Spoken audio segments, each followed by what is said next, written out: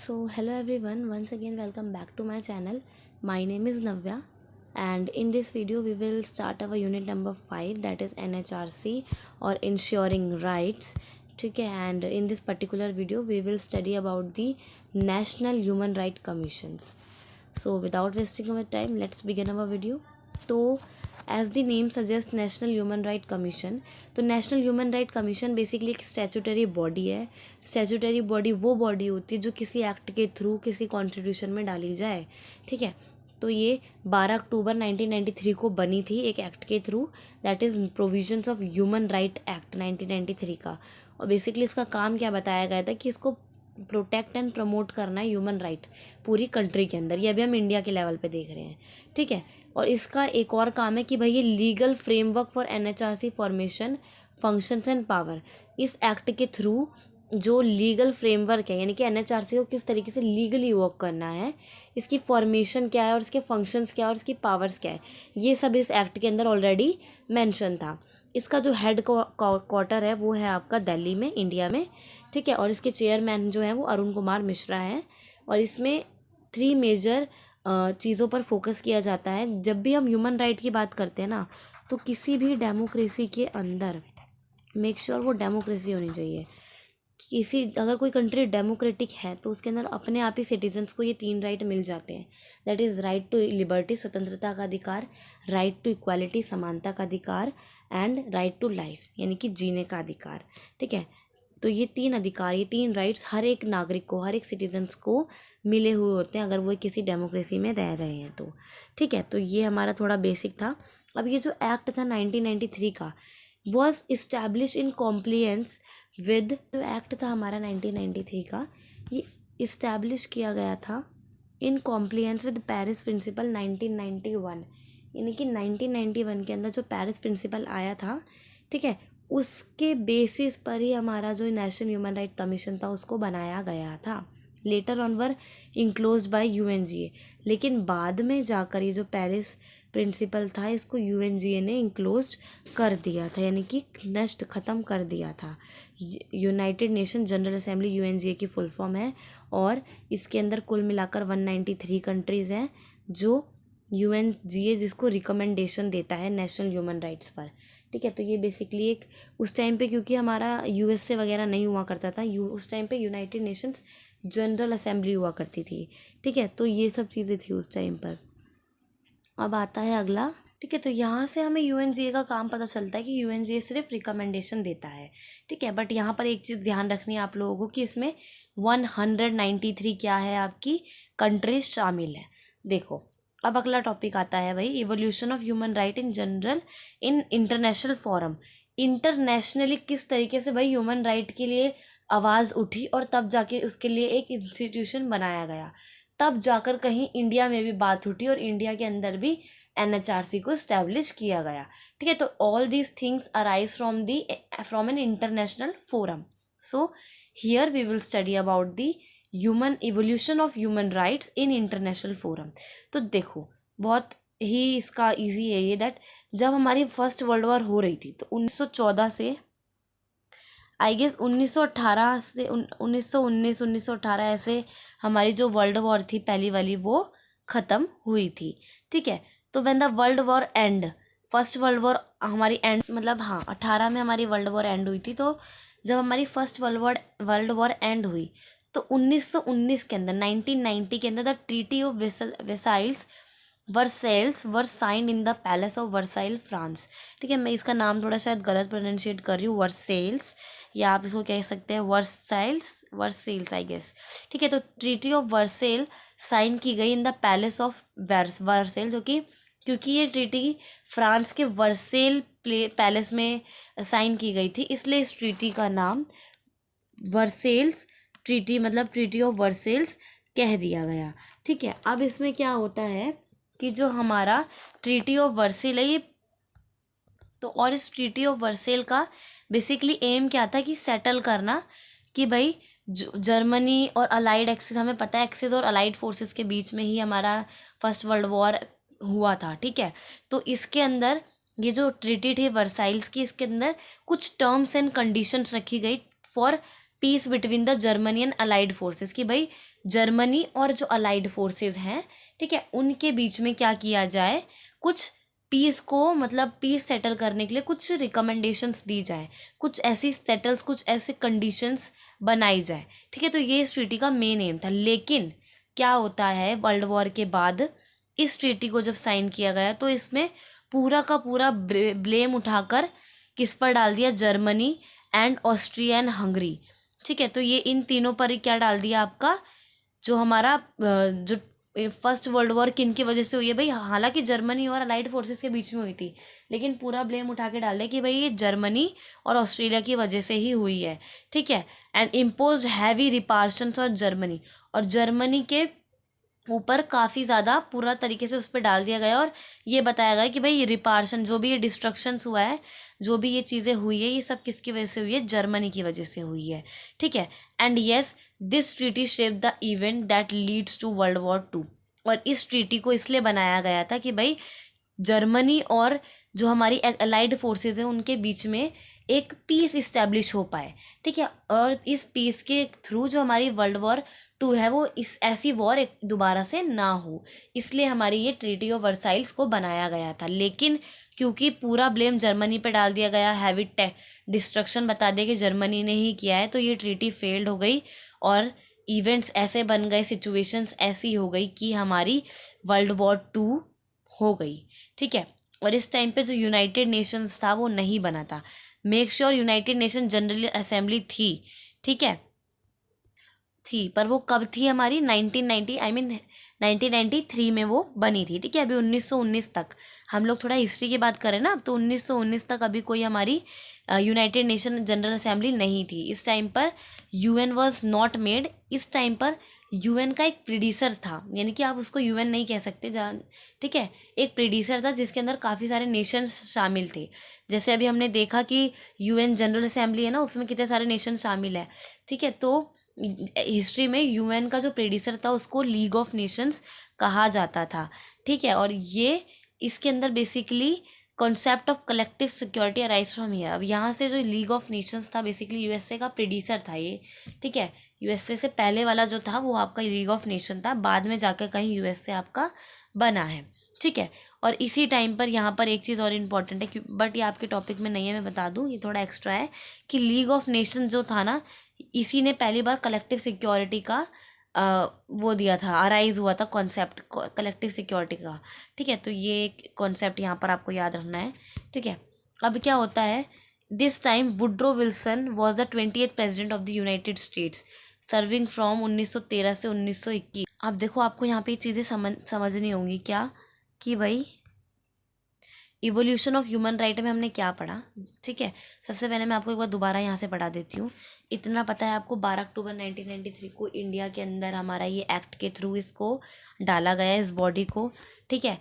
Then इसकी history के बारे में हमने ये जाना कि भाई 1993 में UNGA था एक, ठीक है, उन्होंने जो 1991 में पेरिस प्रिंसिपल आया था उसको क्या कर दिया था, उसके कॉम्प्लियंस में हमारा जो नेशनल ह्यूमन राइट कमीशन था वो बना था, ठीक है। और ये क्यों बना था, ताकि जो हमारी वर्ल्ड वॉर 1 थी, जो कि 1919 के अंदर हमारी वर्ल्ड वॉर 1 ख़त्म हुई थी, तो इसके अंदर जो एक ट्रीटी ऑफ वर्साइल्स को साइन किया गया, जो कि फ्रांस के वर्साइल शहर में वर्साइल पैलेस के अंदर साइन की गई थी। और इसका एम बेसिकली ये था कि हमारी जो जर्मनी और अलाइड फोर्सेस है उनके बीच में एक पीस इस्टेब्लिश किया जाए, ताकि वर्ल्ड वॉर 2 जैसी कंडीशन ना हो। और मैंने इसके बाद आपको ये भी बताया कि इस ट्रीटी के अंदर जब ये चीज़ें साइन की गई, लेकिन बाद में क्या हुआ, पूरा का पूरा ब्लेम, पूरा का पूरा डिस्ट्रक्शन उठा के जर्मनी, ऑस्ट्रेलिया और हंगरी पर डाल दिया गया। और इसी के कारण हमारा इवेंट ऐसे बन गए कि वर्ल्ड वॉर 2 हैपन हो गई, ठीक है। और यहाँ पर हमने एक चीज़ और देखी कि जो यूएन था उससे पहले यूएन का प्रेडिसर था जिसका नाम लीग ऑफ नेशन था। अब हम देख रहे हैं कि भाई this time Woodrow Wilson was the 20th president. अब 1913 पे आ जाओ वापस ही, ठीक है, 1913। अभी हम 1919 पे थे ना कि भाई वर्ल्ड वॉर फर्स्ट एंड हो रही है। अब 1913 से 1921 का जो ये टाइम पीरियड था, इसमें जो यूनाइटेड स्टेट अभी नहीं बना था, ठीक है, नहीं बना था अभी, ठीक है। तो 28 प्रेसिडेंट जो थे हमारे वो वुड्रो विल्सन्स थे, जो 1913 से 1921 तक इन्होंने क्या किया था, अपना वो प्रेसिडेंट रहे थे ये। He played a significant role in shaping American foreign policy during world war 1 and was known for his idealistic vision of international relations. यहाँ पे क्या बताया गया है कि जो वुड्रो विल्सन्स थे वो 28th प्रेसिडेंट थे यूनाइटेड स्टेट के, और क्योंकि ये लीग ऑफ नेशन के अंदर भी थे तो इन्होंने काफ़ी सारी चीज़ें की थी अमेरिका की फॉरेन पॉलिसी का। मतलब इनको था कि यस आगे जाके कुछ अमेरिका मतलब हमारा बनने वाला है, ठीक है। और ये लीग ऑफ नेशन के भी हेड मतलब समझ सकते हो आप थे, और इन्होंने वर्ल्ड वॉर 1 के अंदर एक काफ़ी महत्वपूर्ण भूमिका निभाई थी, ठीक है। इन्होंने एक आइडियलिस्टिक विजन बताया था for settling for peace, for keeping peace in the international relations. Wilson ने लीग ऑफ नेशन और अपने 14 point as a mean to prevent future war and promote peace, ठीक है। तो जो वुड्रो विल्सन्स थे इन्होंने 14 पॉइंट निकाले थे वर्ल्ड वॉर 1 के टाइम पे, कि भाई इन 14 पॉइंट निकाले थे कि भाई किस तरीके से वर्ल्ड वॉर 1 चलो अब हो गई है जो हो गई है, लेकिन पीस के लिए, पीस इस्टेब्लिश करने के लिए कुछ टर्म्स एंड कंडीशन निकाली थी कि भाई जितनी भी स्टेट्स, जितनी भी कंट्रियाँ आपस में लड़ रही हैं वो ना लड़े, अलाइड एक्सिस पावर ना लड़े, ठीक है। तो इसके लिए इन्होंने 14 पॉइंट निकाले थे, क्यों 14 पॉइंट बताए थे कि भाई इस तरीके से ये चीज़ें फॉलो अप करनी है तो वॉर नहीं होगी। बट ये जो 14 पॉइंट उन्होंने बताए थे ये फेल हो गए थे, एंड वर्ल्ड वॉर 2 हैपेंड हो गई, यानी कि वर्ल्ड वॉर 2 हो गई थी और यूनाइटेड नेशन तब बना। वर्ल्ड वॉर 2 के बाद अपना यूनाइटेड नेशन बना है, ठीक है। मतलब world war 2 happen and then the UN made, United Nation आपका बना है, ठीक है। तो ये था अपना।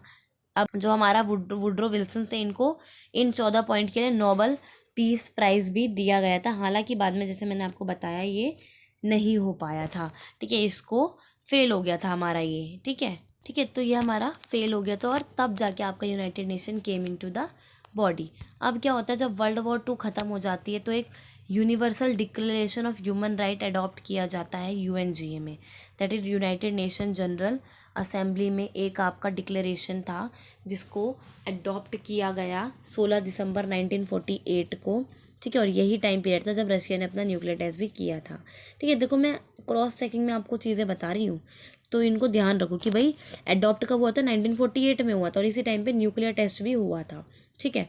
अब आता है बेसिकली हमारा पेरिस प्रिंसिपल ऑफ 1991। अब आप पढ़ोगे कि ये क्या था, और यूएनजीए से आप इसको काफ़ी अच्छी तरीके से रिलेट कर पाओगे। तो पेरिस प्रिंसिपल ऑफ 1991 ये है कि यूएनजीए जब इस एक्ट को अडॉप्ट किया गया ना, universal declaration of human right act adopt किया गया जनरल असेंबली के अंदर, तो इन्होंने एक सेट ऑफ रूल बनाए कि किस तरीके से एक देश के अंदर ह्यूमन राइट की मतलब ह्यूमन राइट के लिए क्या क्या चीज़ें इंपॉर्टेंट है, ठीक है। उसके लिए रूल्स और रेगुलेशन और इन्होंने सेट ऑफ रूल्स बेसिकली निकाले।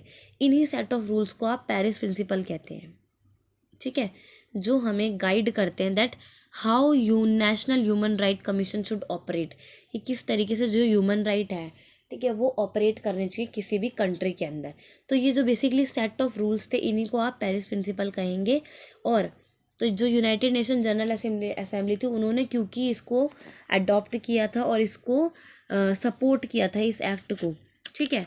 तो और तब जाकर ही हमारी जो नेशनल ह्यूमन राइट कमीशन थी उसकी नींव रखी गई थी इंडिया के अंदर, ठीक है। जब यूएनजीए ने ये पेरिस प्रिंसिपल निकाला कि भाई एक हर एक नेशन के अंदर एक सेट ऑफ रूल्स होने चाहिए ताकि वो क्या करे, ताकि उसके देश के नागरिकों की रक्षा की जा सके, उनके राइट्स का कोई दुरुपयोग ना करे, ठीक है। तो तब जाकर हमारी national human right commission India के अंदर बनी।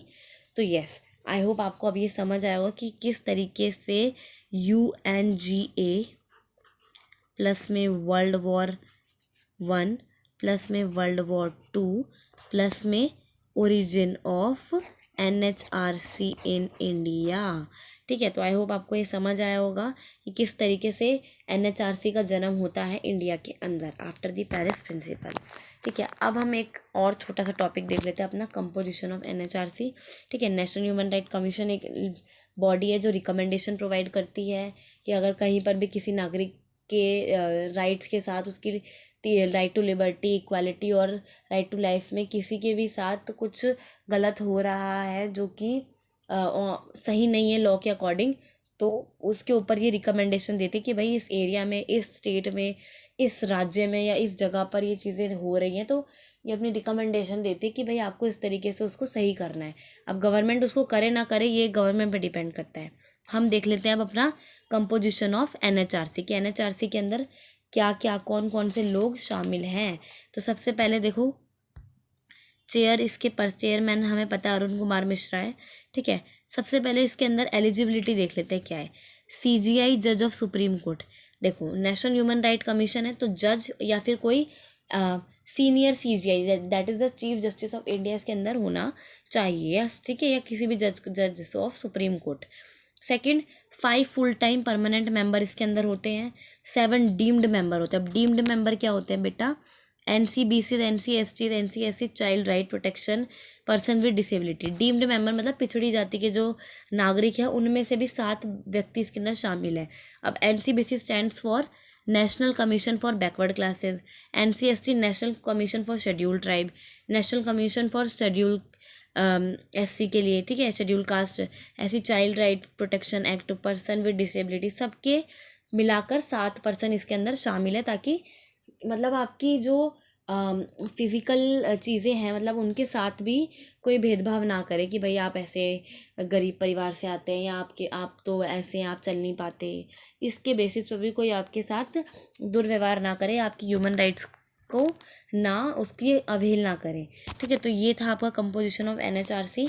अब इसमें देख लो, बस थोड़ा सा रह गया हमारा ये टेन्योर, कि जब NHRC का एक टेन्योर रह गया कि NHRC का टेन्योर क्या होता है, ठीक है।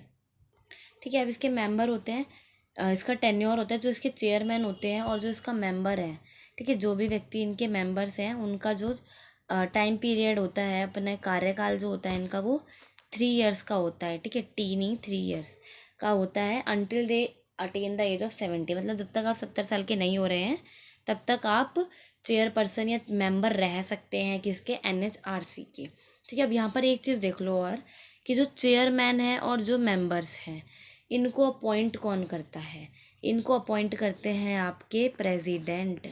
करंट प्रेसिडेंट का नाम बताओ, प्रेसिडेंट अपॉइंट करते हैं, ठीक है। अब प्रेसिडेंट अकेले तो ये नहीं आए कि भाई 5-6 जन बैठे हैं, भाई तुम बन जाओ, भाई तुम बन जाओ ना, ऐसा थोड़ी ना होता है। प्रेसिडेंट को असिस्ट करने के लिए भी मेंबर होते हैं। अब प्रेसिडेंट को असिस्ट करने के लिए कौन कौन से मेंबर होते हैं, देखो सबसे पहले प्रेसिडेंट को असिस्ट करने के लिए हमारे 6 मेंबर होते हैं यहाँ पे, ठीक है। मैं इसको थोड़ा सा यहाँ पे बड़ा करके बताती हूँ आपको। प्रेसिडेंट को असिस्ट करने के लिए आपके 6 मेंबर होते हैं। सबसे पहला मेंबर आपका होता है प्रधानमंत्री खुद, प्राइम मिनिस्टर। दूसरे होते हैं आपके, रुको मैं इसको एक अलग पेज पे निकालती हूँ, आपको वहाँ पे समझाती हूँ, ठीक है। अगर हम इसके चेयरमैन और मेंबर की बात करें तो वो ऑफिस होल्ड करते हैं 3 साल के लिए। जब तक वो 70 साल के नहीं हो जाते तब तक वो इस फोर्स में रह सकते हैं, मतलब इस कमीशन के अंदर, इस कमीशन के मेंबर रह सकते हैं। अब उससे उससे भी इम्पोर्टेंट चीज़, भाई चेयरमैन और मेंबर को लाता कौन है, कौन सेलेक्ट करता है इनको, तो इनको सेलेक्ट करते हैं आपके प्रेसिडेंट, ठीक है। प्रेसिडेंट इसको सेलेक्ट करते हैं। अब प्रेसिडेंट भी ऐसे थोड़ी ना सेलेक्ट कर लेते कि भाई 10-15 लोग बैठे हैं, हाँ भाई तुम बन जाओ, भाई तुम बन जाओ, नहीं नहीं तुम बन जाओ, भाई तुम मेरे फेवरेट हो, तुम बन जाओ, ऐसा थोड़ी ना होता है। तो प्रेसिडेंट को असिस्ट करने के लिए भी हमारे 6 मेंबर आते हैं। अब वो 6 मेंबर कौन कौन से हैं वो पढ़ते हैं हम, ठीक है।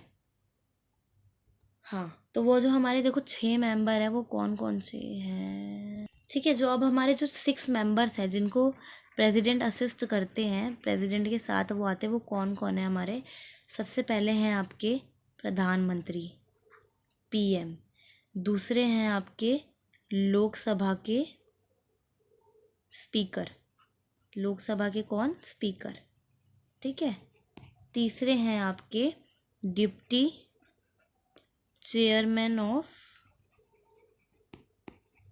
राज्यसभा, ठीक है, राज्यसभा के डिप्टी चेयरमैन, ठीक है। फोर्थ आते हैं आपके leader of opposition, opposition party के देखो लीडर, ये मैं साथ साथ बोल रही हूँ, देखो लिख लो, राइटिंग तुम्हें समझ नहीं आने वाली क्योंकि, ठीक है, लीडर ऑफ अपोजिशन पार्टी, ठीक है।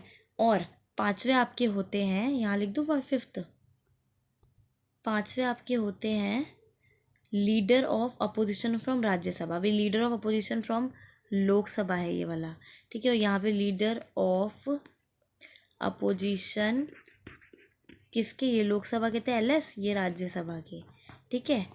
5 हो गए। और छठा कौन है, छठा है भाई यूनियन होम मिनिस्टर यानी कि अमित शाह, ठीक है। तो पहले हैं प्रधानमंत्री, दूसरे हैं लोकसभा के स्पीकर, तीसरे हैं डिप्टी चेयरपर्सन ऑफ राज्यसभा, चौथे हैं हमारे अपोजिशन पार्टी के लीडर फ्रॉम दी लोकसभा और अपोजिशन पार्टी के लीडर फ्रॉम दी राज्यसभा। इसी बात पे बताओ गाइस, 18 के तो हो गए, वोट किसे दे रहे हो इस बार चुनावों में, ठीक है। तो कमेंट कर देना ज़रा किसको वोट दे रहे हो, ठीक है। तो ये 6 हमारे प्रेसिडेंट को असिस्ट करने के लिए पर्सन बैठते कि भाई ये देखो, यहाँ पर हमने एक चीज़ नोटिस की होगी कि भाई प्रधानमंत्री हैं यानी कि रूलिंग पार्टी का नेता भी है, यूनियन होम मिनिस्टर भी है, रूलिंग पार्टी का होगा, ठीक है। डिप्टी चेयरपर्सन राज्यसभा का और डिप्टी चेयरपर्सन आपका लोकसभा का, आई मीन स्पीकर लोकसभा के हैं, ठीक है। और अपोजिशन पार्टी का भी लीडर है हमारे पास, दोनों से ही, राज्यसभा और लोकसभा दोनों से ही। तो इस तरीके से जो ये फॉर्मेशन है ये ताकि एक पक्ष में ना हो कि भाई जनता रूलिंग पार्टी ने अपनी मर्जी से किसी को बना लिया, तो ये गलत हो जाएगा, ठीक है। तो ये हमारी चीज़ यहाँ पर आपको ध्यान रखनी है। तो आई होप आपको ये इसकी समझ आई होगी कंपोजिशन किस तरीके से होती है जिसको प्रेसिडेंट असिस्ट करता है, और ये 6 पर्सन उसके अंदर शामिल होते हैं जब आप अपने चेयरपर्सन या मेंबर को चुन रहे होते हैं, ठीक है। तो आई होप आपको ये समझ आया होगा कि किस तरीके से चेयरमैन और मेंबर्स को इसके अंदर अपॉइंट किया जाता है, ठीक है। और यहाँ पर एक चीज़ और, बस छोटी सी चीज़ और बता दो, जो लोकसभा है ना, लोकसभा में स्पीकर बैठते हैं, ठीक है। और लोकसभा के स्पीकर को ही डिप्टी स्पीकर कहते हैं, ठीक है। वहीं राज्यसभा की अगर हम बात करें तो राज्यसभा के चेयरमैन होते हैं आपके वाइस प्रेसिडेंट, ठीक है, जिनको डिप्टी चेयरमैन भी। तो यस, ये था इनका टेन्योर। अब आ जाते हैं रिमूवल। अब भाई ये जजेस हैं, ठीक है, ये मेंबर्स हैं, ये अलग अलग लोग इसके अंदर शामिल है, ये चेयरपर्सन है। अब इनको रिमूव कौन करे, कौन करेगा भाई रिमूव, तो रिमूव भी कौन करेगा, प्रेसिडेंट करेगा। बट किस केस में करेगा, अगर इन्होंने मिसबिहेवियर किया है या इनमें कैपेसिटी नहीं है कि भाई बुजुर्ग हो गए हैं, बस अब हो चुका है, नहीं चला सकते, ठीक है। तब जाकर एक इंक्वायरी सेटअप करता है हमारा सुप्रीम कोर्ट, और तब जाके इनका रिमूवल होता है। देखो, सेटअप करने के लिए, जब इनको अपॉइंट करने के लिए खुद प्रधानमंत्री आ रहे हैं, खुद प्रेसिडेंट आ रहे हैं, खुद होम मिनिस्टर आ रहे हैं, खुद स्पीकर आ रहे हैं, खुद हमारे अपोजिशन पार्टी के दोनों लीडर आ रहे हैं, दोनों स्पीकर आ रहे हैं राज्यसभा लोकसभा से, तो भाई रिमूवल के लिए भी तो होगा, उसके लिए भी फिर एक इंक्वायरी बैठती है तब सुप्रीम कोर्ट के द्वारा, तब जाके किसी भी इनका रिमूवल होता है, ठीक है। तो आई होप आपको ये वीडियो समझ आई होगी। So yes, that's all for today and this is our topic of yes. हमारी जो आज की वीडियो ये यहीं कंप्लीट होती है, हम अगली वीडियो में ज़रूर मिलने वाले हैं, ठीक है। थोड़ा सा और टॉपिक रह गया है, वो कंप्लीट कर लेंगे। सो yes, that's all for today and thanks for watching.